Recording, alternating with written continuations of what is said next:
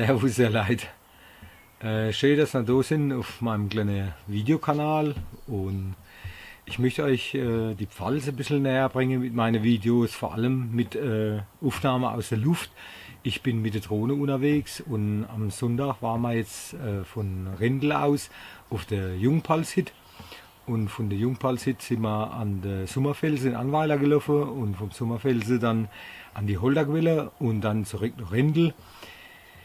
Ich wünsche euch viel Spaß bei dem Video. Gebt mal einen Daumen nach oben, wenn es euch gefallen hat. Wenn nicht, schreiben mal einen Kommentar rein.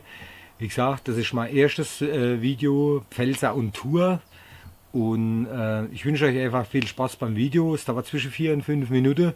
Und ja, gucken Sie euch an und bilden euch eure Meinung. Okay, Prost, zum Wohl, die Pfalz.